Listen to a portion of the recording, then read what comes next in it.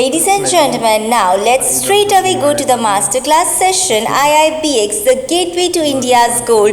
This session would have representatives from IIBX team, Mr. Shivanshu Mehta, Mr. Ranjit Singh and Mr. Nagendra Kumar. Morning, respected Som, Vikas, Surendra Mehta, all the other delegates present here and people who have joined online. My name is Nagendra, and on behalf of the entire IIBX team, I'm here to welcome you all to this Masterclass session. Before I actually start this discussion proper, I think, I would like to take a moment to really appreciate what Srivatsa has done. I think after 2 years, if all of us are here under one roof, I think, he needs a round of applause. Thanks, Sri.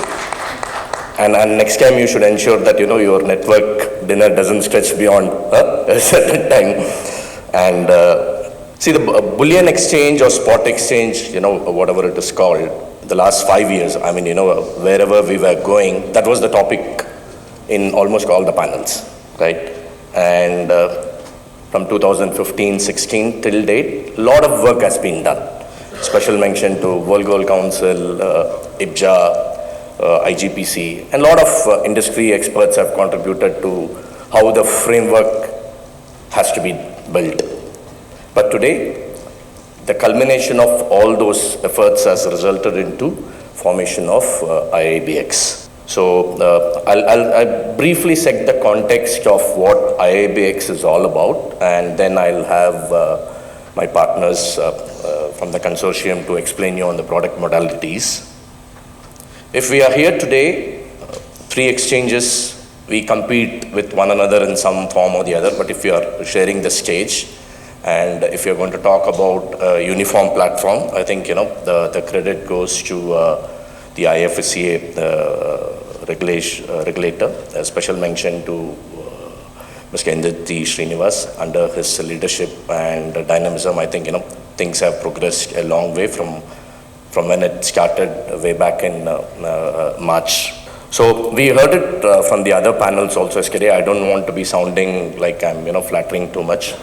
But the fact is that under the guidance of Mr. Indranjeet Srinivas and Mr. Manoj Kumar and his team, things have moved a long way. I mean, I'm trying to re-emphasize on the statement. And within a span of 3 months, the operating guidelines were issued in August. And within a span of 3 months, we have a full-fledged system up and running. We are doing a continuous mock participation. And I mean, the membership is open. And if there is anyone who's keen to, once the session is over, want to understand on how to get onboarded, we'll be more than happy to explain them on the onboarding process. So today's session, what we have is we have close to 22 slides, and we have a shortage of time. We have 20 minutes. So what we intend to do is we will not talk about, what the industry already knows. I mean, we have some slides on the policy, the timelines. So what we would do is we would actually jump into what is IIBX, what does IIBX mean to participants like you, how is it going to change the landscape? I mean, yesterday there was a lot of talk on disintermediation, right? So, we would like to emphasize on all those aspects. So before I hand over the stage to my competitors, my consortium partners. So let me say, that was just to, bring that pun. So let me set the context, right? So IIBX is formed by a consortium of 5 market intermediaries. So we have the leading commodity exchange of India, MCX. Shivanshu is missing. And we have the oldest exchange of India, Bombay Stock Exchange. Then we have the 2 depositories, NSGL and CDSL. And the world's largest derivative exchange, India's #1 exchange, NSE. So all of us have come together to form IIBX. So the way IIBX is structured is we have a holding company, and the holding company is where all the consortium partners have an equal stake. And then we have formed an exchange, a clearing corporation, and a depository. So the exchange and clearing corporation will be one entity. So exchange is where people trade. You put your buy and sell, right? You trade on the exchange.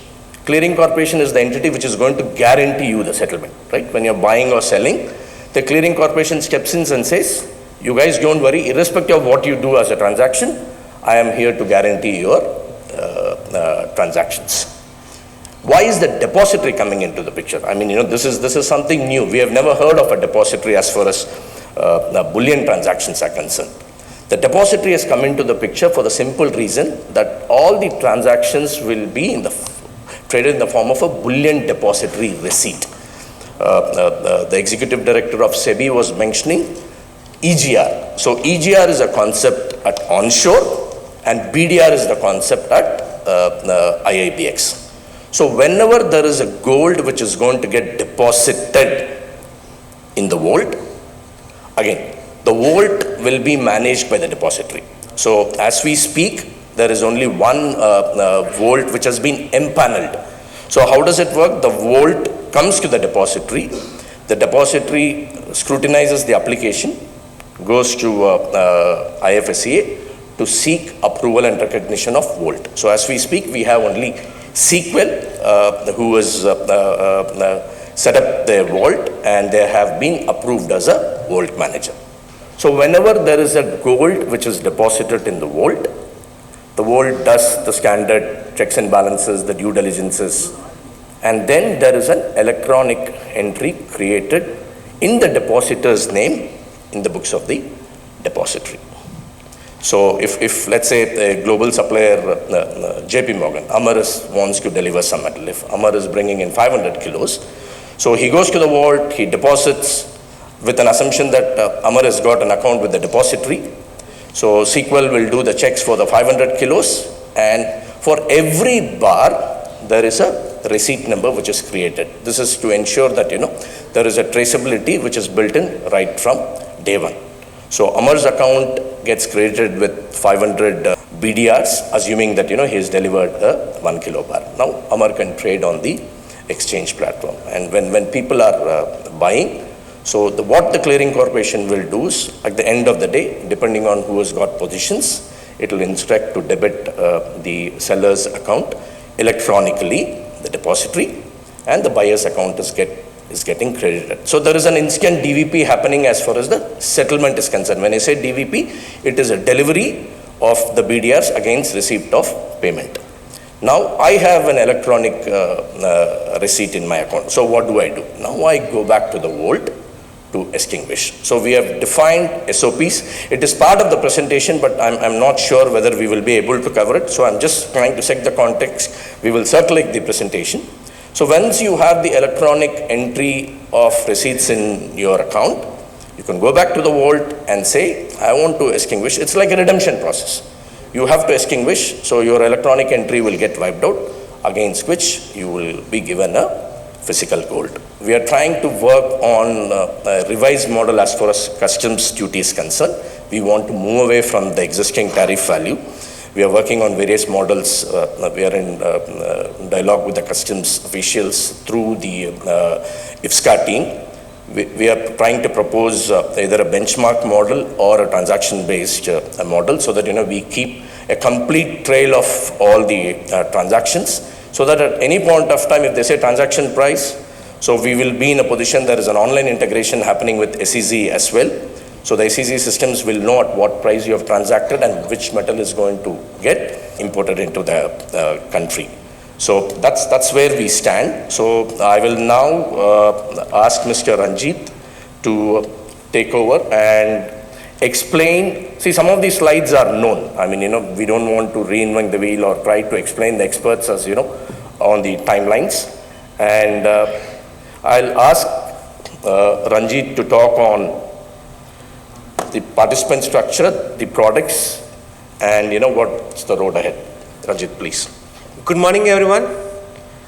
At the outset, I'd like to thank our regulator, IFSCA, who was given a permission to launch an India International Bullion Exchange, and other stakeholders such as WGC, IBG, and other bullion traders. Yesterday we heard from our chairman, Mr. Srinivas, what are his visions and mission of IIBX. Then Mr. Manoj Kumar also talked about it. Right now we have Mr. Ram Krishna. He is well known by bullion industry by Ramki. As my consortium partner Mr. Nagendra has explained you about how the IIBX platform works. Let's start with who can be a member, then who can be a participants, and what are the products which we are proposing in the phase 1 and phase 2 planner. Then in the end we can have a question and answer session. As a member, international banking units who are based in IBO can become a direct member, or IFSC registered brokers who are currently with INX, India INX or NSE IFSC, they can, IFSC has given a permission as a grandfathering where existing member of the IFSC can become a direct member of IIBX also. Then global banks, suppliers or global bullion banks can be it. As a client can be anyone. He can be a refiner, he can be an institutional investor, he can be a bullion dealer, banks are exporters also. As a eligibility criteria, member who have been permitted, have units in IFSC have been permitted by IFSCA can become a direct member. Requirement, as you said in the IFSCA's guidelines, that we should have one employee and minimum 3 years as experience in bullion industry. Eligibility client, they are qualified Indian investor. The participants who are out of India also can become a client and can trade on exchange platform. These are our membership net worth criteria. Deposit Clearing Corporation, it's $150,000. Since you know that every transaction which will be happening on IIBX will be in US dollar cents per ounce. As a membership TMCM, it's almost 10 million. See, anyone wants to become a fresh member, they have to go through this process. First, you need to set up an IFSC unit. Then you need to get a NOC from GIFT SEZ. Then company formation, LOA, letter of allotment, representative approval committee, then IFSCA's approval, and then exchange, and plus last is IFSCA's approval to set up a member of the IIBX. See, this is very important as a bullion participants or stakeholders of the bullion industry. What are the proposed product which we coming up in the phase manner? First phase we are planning with gold kilo contract, which is 9 and 5 purity. In gold mini we coming up with 999 purity T0 contract. T0 contract which will be settled on the same day. You trade 9 to 3:30 or 4:30 depend on the international days, day night saving times, and settlement happens between 6:30 to 9:30 proposed. Then on silver will be having 30 kg kilo bar which will be settled on the same day. Second, in the proposal 2 in the phase manner, which phase 2 you can call it, we planning to launch gold 9 and 5 T+2 contracts. Trade to, suppose you're trading on Monday, the settlement will happen on Wednesday. Same in gold mini as well as in silver also. The timing will increase. It will start from 4:30 AM from day 1 to 2:30 AM on the day 2 also. So it's almost 22 hours market, which we want to align with the international market also. Settlement, as you mentioned, that will be on the T+2 basis. See, on the T0, it is compulsory BDR plus compulsory fund. But on T2, it will be a compulsory fund, or you can go on initial margin plus VAR plus ELM plus mark to market. So on the cash market, what we are trying to do is every order should be backed with 100% margin. So it doesn't have to necessarily be funded by with the metal. It has to be 100% margin. And both these proposals, we are talking about a continuous market. So it will be an anonymous order entry. And to start with, it will definitely be LBMA bars only. But we have that flexibility. The operating guidelines, which has been published by the authority, have given us the flexibility to look for. I mean, we can look at any OECD compliant bar. So on the spot, it is, again, we have done some back testing for the last 20 years, and it's basically a margin trading. So as long as you have margins in your account, you will be able to trade. The whole idea of having an extended trading hours is so that, you try to cover the entire time zone. So that's the whole idea. But again, depending on how things progress down the line, we are open to ideas and suggestions and see how we can enhance the whole thing. See, as Mr. Nagendra has already explained about the products, another product which we are thinking about is a block window, which has all been permitted by our regulator to start a block window manner, which would be aligned with LBMA AM and PM fix. AM fix will start by Indian timing. This is all Indian standard time. It starts by 3 p.m. goes on till 4:15 p.m. It will be on T+0. It's pre-funded, as Mr. Nagendra has already explained, that on the cash market will be having compulsory pre-funded if you are a buyer, or pre-funded metal if you are a seller in the block window. So if you want to sell on the block window, you have to have a BDRs in your account to sell. If you want to buy, you should have a fund equivalent to amount you buying on the second, which proposal is PM fix, which will be aligned with the LBM PM fix. Start by 7:30 p.m. goes on till 8:45 p.m. and the settlement will happen on T+1 basis. Suppose you are traded on Monday, the settlement of PM fix window will happen on Tuesday. So the significance of the block window vis-a-vis the continuous market is that the continuous market, we are going to do a netted settlement, in the sense, since it's an anonymous order entry platform, so you can buy and sell. So end of the day, whatever is your net position, that is what is going to get settled. But in the block window, since there is a quantity prescribed by the regulator as what qualifies to get into the block window, the transactions will be settled bilaterally. When I say bilaterally, it will be a trade for trade model. We will not net it. Suppose if I buy it from Ranjit and if I sell it to Shivanshu, both the transactions have to be settled. There will not be a netting of metal nor netting of funds. Though they are pre-funded, we just wanted to ensure, since it's a negotiated transaction which is coming into the system, we wanted to maintain that significance and ensure that the settlement happens on it's called trade for trade, DVP 1 model. This will be a process. The flow of transaction is already been explained by Mr. Nagendra, how the process will, as a buyer, you become a client, I become a member, I can buy on the exchange. So if anyone who wants to deposit gold, he has to bring the gold in Indian IFSCA vault, place a request with bullion depository, and the process will be taken care by the vault manager plus a bullion depository, who creates a BDR and credited to the respective buyer's account. When the transaction happen on exchange, after the settlement, respective buyer, person who has sold, and as a seller I'll get a fund, as a buyer I'll get a BDRs into my account. This is how the process will work. And second process will be extinguish of BDR. You place a request that I want to convert it to physical of my BDRs. Place a request, process will do. Then all other process will follow the same which is followed currently.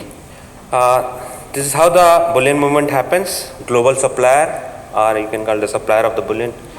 Then he brings to the logistic, then into the FTZ gift city. Then as an exchange platform, it will be converted to BDR. As a seller, I'll sell a BDR on my exchange platform. Respective buyer of the BDR will get the BDR, and respective seller will get the amount equivalent to BDRs he has sold. This is how the process will work. Yeah, in this slide, we have gone with the assumption that it's only the nominated banks which are currently in a position to import the metal.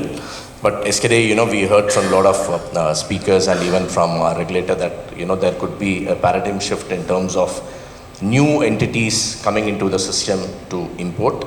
So that Som did ask the panel whether, it will create an imbalance. I'm not sure whether it will create an imbalance, but it will be a positive disruption. The classic example is the FX markets. So till 2008, FX was predominantly an interbank transaction, and it was over the phone.